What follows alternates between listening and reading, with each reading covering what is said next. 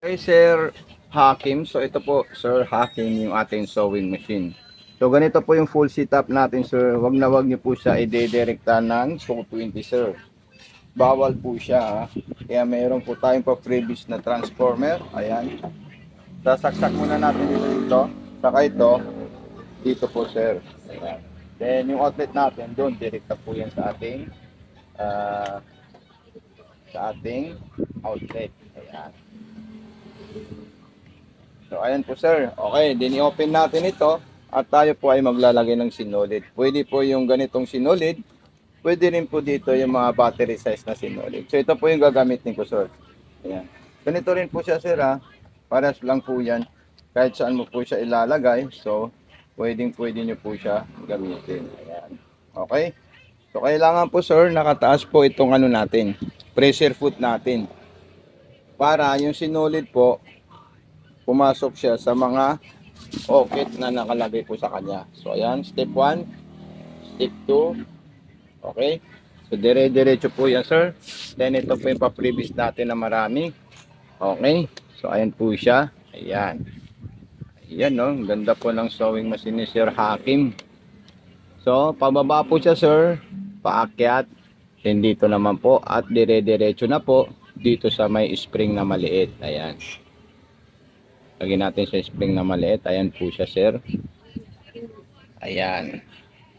Okay. So ipapasok na natin yan sa butas ng karayom sir. Okay. Then subukan natin yung automatic shooter thread niya po sir. Ayan.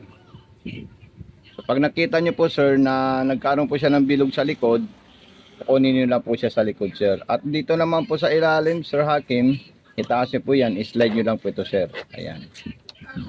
So, ito po sir yung ating bobbing. Pwede po yung ganito. Pwede rin po yung mga ibang bobbing po sir. Ito po nilagay ko yung mga fiber plastic na hindi po kinakalawang pang matagalan pang gamit. Okay? So, ayan po siya sir. Ilalagay ko lang muna to dito. At lalagyan natin ng fiber ulit siya. So, ito po sir yung ilalagay natin sir. Ayan. White po yung sinulid natin sa ilalim. Okay, so ilalagay natin siya sir. Then meron po kayong makikitang maliit na hiwa para isabit nyo po doon yung mismong sinulid nyo po sir. Ayan. Kasi pag hindi nyo po siya naisabit ng maayos dito sa may hiwa po dito sir, ito, ayan, hindi po siya tatahin ng maayos. So ganyan po siya sir. Hiwa na maliit papunta sa kaliwa. Then ikutin nyo po ito sir para makain niya muna yung sinulid nyo ha. Ito. Ikutin nyo to ng pababa. Ayan. Dahan-dahan. Makikita nyo po yung sinulid. Ayun po siya. Nagsama yung sinulid na isa at saka yung pangalawang white. So ayan. Kukunin natin yan sir. Then ipapasok natin sa likod. At ilalagay natin dyan. Okay sir. Huwag nyo po kalimutan sir mag-message sa akin pagdating to. Okay. Kasi mayroon po akong sticker para sa lahat ng customer namin nakabili pag hindi nila makuha yung setting at saka timing ng ating sewing machine. So ayan po siya sir. Okay. Then sumunod po dyan lalagyan natin ng tela. Okay. So yung sinulid natin kailangan nandun lahat sa likod. Yung dalawa. Itong sa itaas at saka itong sa ilalim. So ayan po silang dalawa. Then magte-testing po tayo Sir Hakim ng ating tela. So kahit anong tela pwede niyo po subukan dito sir. Pwede niyo po tahiin. Okay. So ayan. Okay, so ayan po siya sir. Then ito yung button start natin sir. Ayan. Nag-aging po yan. Ayan po yung pang-aging natin sir. Napakaganda po ng pang-aging niya. Okay. So ito nagbuhol po dito sir. So kailangan niyo po siyang ayusin. Mas maganda po i-check niyo po siya sir. Okay. So ayan. So dito po natin yan sir ilalagay sa may ano po sir. Ito dito po natin yan ilalagay. Ayan. Okay. So ayan po siya sir. Hakim. Okay. Mas maganda dyan kung mga ganitong sinulid. Pero kung mga sinulid natin, mga battery size, dyan po natin siya ilalagay sir. Okay. Sa street line naman po sir, hanapin nyo po siya. Marami po yan, pwede nyo subukan sir Hakim.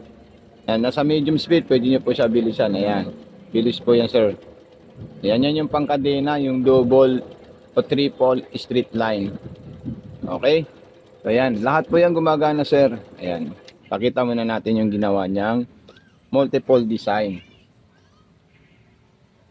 So ito po sir yung mga multiple design na ginawa po niya. Ayan. Napaka solid po siya sir. Grabe. Okay. Then zigzag naman po natin sir ha. Para makita niyo po siya yung zigzagger. Hanapin natin yung zigzag. Magkatabi lang po at saka yung straight line. Ayan. So ayan po siya sir. Okay.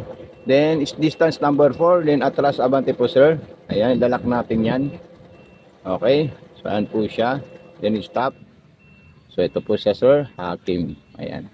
Kita niyo po talaga, napaka-solid talaga ang tahi ng ating sewing machine. So ayan po siya sir.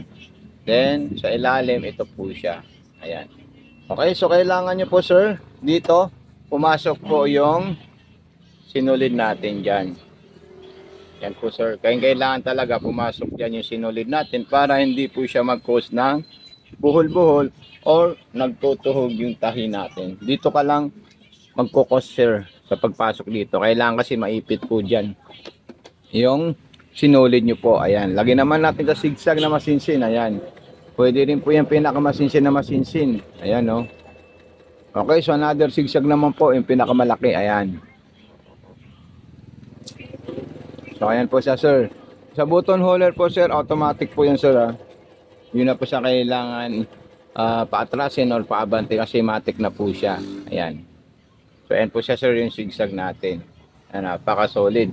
Zigzag na medium, zigzag na malaki. So button holder, dito po tayo sir sa ating button holder sir. Ayan. Okay, so yung button holder, meron po tayo guide dito. Makikita nyo po siya sir. Ayan. So ayan, then stop natin. Mag-lock muna tayo ulit na number 1. Ayan. Okay. Then i-reverse natin ulit. Ayan. Okay, so ayan po siya sir Hakim. Napaka-perfect po siya sir. Ayan. At napaka-solid. Okay, so may katanungan po kayo sir. Basahin nyo po yung sticker ko na nilagay po sa ating mga freebies. Para po ma-PM nyo po ako kung meron po kayong mga katanungan sa ating sewing machine sir Hakim. Maraming salamat sa iyo sir. So ito na po siya sir. Lalagay ko po dyan. At ito na po yung ano niya. Ayan. Okay. So napaka-perfect talaga siya sir. Thank you so much. God bless and more power po.